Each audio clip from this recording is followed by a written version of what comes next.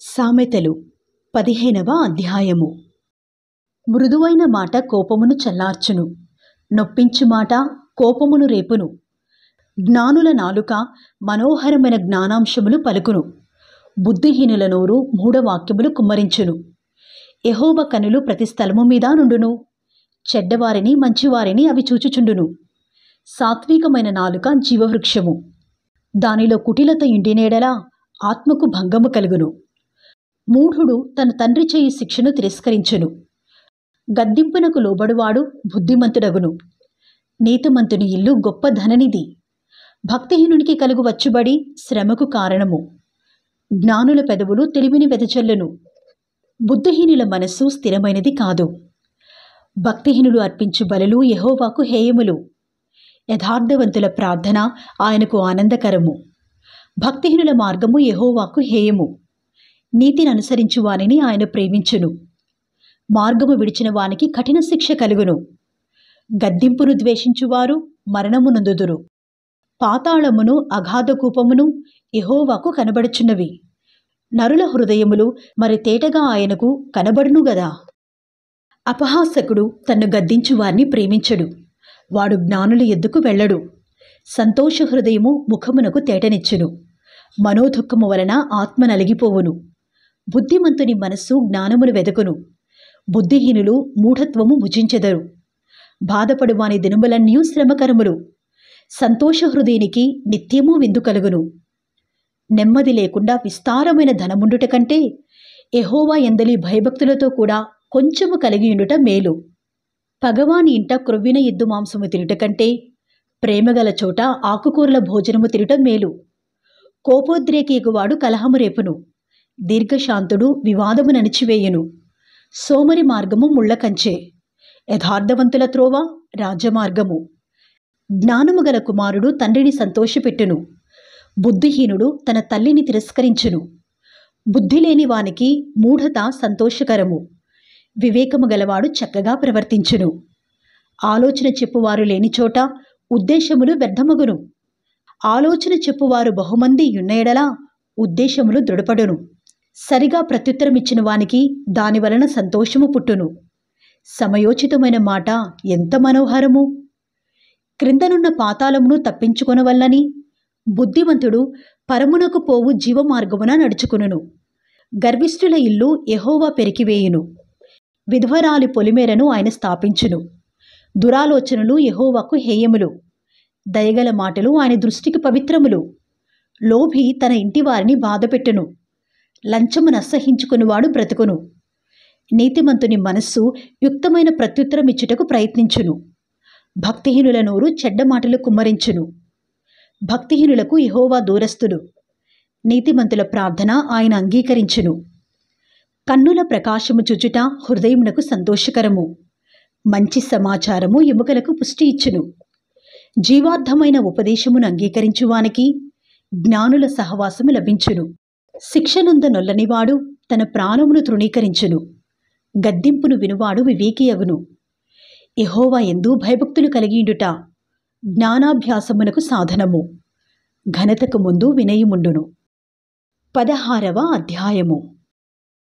హృదయాలోచనలు మనిషిని వశము, చక్కని ప్రత్యుత్తరమిచ్చుటకు యెహోవా వలన కలుగును. ఒకని నడతలన్నీయు వాని దృష్టికి నిర్దోషములుగా కనబడును. యెహోవా ఆత్మలను పరిశోధించును. నీ పనుల భారము యెహోవా మీద నుంచుము, అప్పుడు నీ ఉద్దేశములు సఫలమగును. యెహోవా ప్రతి వస్తువును దాని దాని పని నిమిత్తము కలుగజేసెను. నాశన దినమునకు ఆయన భక్తిహీనులను కలుగజేసెను. గర్వహృదయులందరూ యెహోవాకు హేయులు, నిశ్చయముగా వారు శిక్ష నొందుదురు. కృపాసత్యముల వలన దోషమునకు ప్రాయశ్చిత్తము కలుగును. యెహోవా యందు భయభక్తులు కలిగిండుట వలన మనుష్యులు చెడుతనము నుండి తొలగిపోవుదురు. ఒకని ప్రవర్తన యెహోవాకు ప్రీతికరమగునప్పుడు ఆయన వాని శత్రువులను సహా వానికి మిత్రులుగా చేయును. అన్యాయము చేత కలిగిన గొప్ప వచ్చుబడి కంటే నీతితో కూడిన కొంచెమే శ్రేష్టము.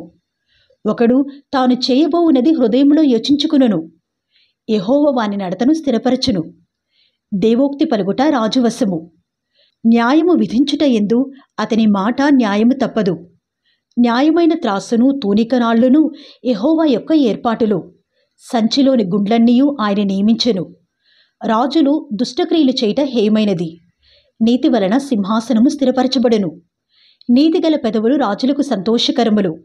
యథార్థవాదులు వారికి ప్రియులు. రాజు క్రోధము మరణదూత. జ్ఞాని అయిన వాడు ఆ క్రోధమును శాంతిపరచును. రాజుల ముఖ ప్రకాశము వలన జీవము కలుగును. వారి కటాక్షము కడవరి వానమబ్బు. అపరంజిని సంపాదించుట కంటే జ్ఞానమును సంపాదించుట ఎంతో శ్రేష్టము. వెండిని సంపాదించుట కంటే తెలివిని సంపాదించుట ఎంతో మేలు. చెడుతనము విడిచి నడుచుటయే యథార్థవంతులకు రాజ్యమార్గము. తన ప్రవర్తన కనిపెట్టువాడు తన ప్రాణమును కాపాడుకును. నాశనమునకు ముందు గర్వము నడుచును. పడిపోవుటకు ముందు అహంకారమైన మనస్సు నడుచును. గర్విష్ఠులతో దోపుడు సొమ్ము పంచుకునుట కంటే దీన మనస్సు కలిగి దీనులతో పొత్తు చేయటం మేలు. ఉపదేశమునకు చెవియొగ్గువాడు మేలునందును. యెహోవాను ఆశ్రయించువాడు ధన్యుడు. జ్ఞాన హృదయుడు వివేకి అనబడును. రుచిగల మాటలు పలుకుట వలన విద్య ఎక్కువగును. తెలివిగల వానికి వాని తెలివి జీవపు ఊట. మూఢులకు వారి మూఢత్వమే శిక్ష. జ్ఞానుని హృదయము వాని నోటికి తెలివి కలిగించును. వాని పెదవులకు విద్య విస్తరింపచేయును. ఇంపైన మాటలు తేనెపట్టు వంటివి. అవి ప్రాణమునకు మధురమైనవి, ఎముకలకు ఆరోగ్యకరమైనవి. ఒకరి మార్గము వాని దృష్టికి యథార్థముగా కనబడును. అయినను తుదకు అది మరణమునకు చేరును. కష్టము చేయు వాని ఆకలి వాని కొరకు వాని చేత కష్టము చేయించును. వాని కడుపు వానిని తొందరపెట్టును. పనికి మాలిన వాడు కీడును త్రవ్వి పైకెత్తును. వాని పెదవుల మీద అగ్ని మండుచున్నట్టున్నది.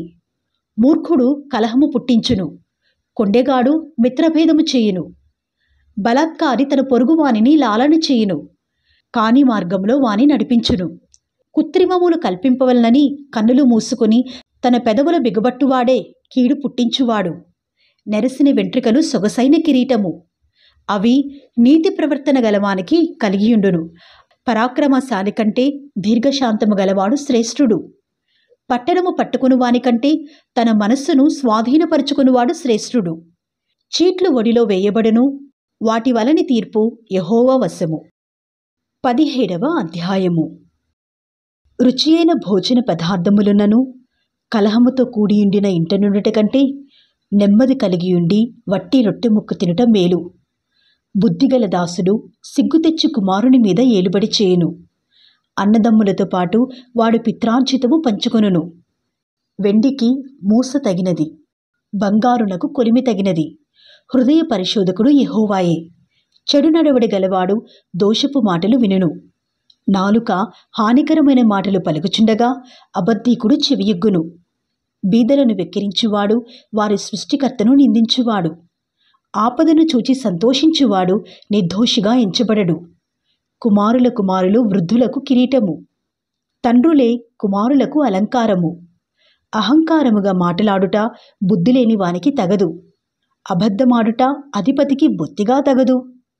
లంచము దృష్టికి మాణిక్యము వలె నుండును. అట్టివాడు ఏమి చేసినను దానిలో యుక్తిగా ప్రవర్తించును. ప్రేమను వృద్ధి చేయగోరువాడు తప్పిదములు దాచిపెట్టును. జరిగిన సంగతి మాటిమాటికి ఎత్తువాడు మిత్రభేదము చేయును. బుద్ధిహీనునికి 100 దెబ్బలు నాటునంత కంటే బుద్ధిమంతునికి ఒక గద్దింపు మాట లోతుగా నాటును. తిరుగుబాటు చేయువాడు కీడు చేయుటకే కోరును. అట్టివాని వెంట క్రూరదూత పంపబడెను. అట్టివాని వెంట క్రూరదూత పంపబడెను. పిల్లలను పోగొట్టుకునిన ఎలుకబంటిని ఎదుర్కొని వచ్చును గాని మూర్ఖపు పనులు చేయుచున్న మూర్ఖుని ఎదుర్కొనరాదు. మేలుకు ప్రతిగా కీడు చేయు వాని ఇంట నుండి కీడు తొలగిపోదు. కలహారంభము నీటిగట్టున పుట్టు ఊట. వివాదము అధికము కాకమునిపే దాని విడిచిపెట్టుము. దుష్టులు నిర్దోషులని తీర్పు తీర్చువాడు, నీతిమంతులు దోషులని తీర్పు తీర్చువాడు. వీరిద్దరును యెహోవాకు హేయులు. బుద్ధిహీనుని చేతిలో జ్ఞానము సంపాదించుటకు సొమ్ముండనేలా? వానికి బుద్ధి లేదు కదా. నిజమైన స్నేహితుడు విడువక ప్రేమించును. దుర్దశలో అట్టివాడు సహోదరుడుగా నుండును.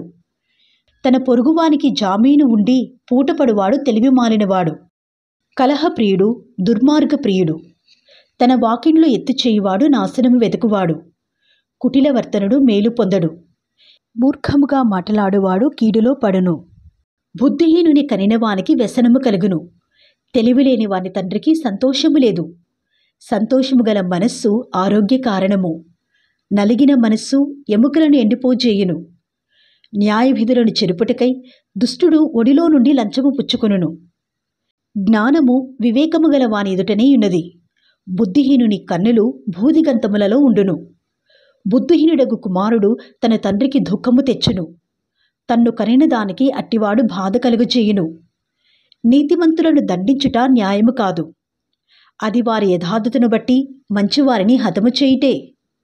మితముగా మాటలాడువాడు తెలివిగలవాడు. శాంతగుణము గలవాడు వివేకము గలవాడు. ఒకడు మూఢుడైనను మౌనముగా నుండినేడలా జ్ఞాని అని ఎంచబడును. అట్టివాడు పెదవులు మూసికొనగా వాడు వివేకి అని ఎంచబడును.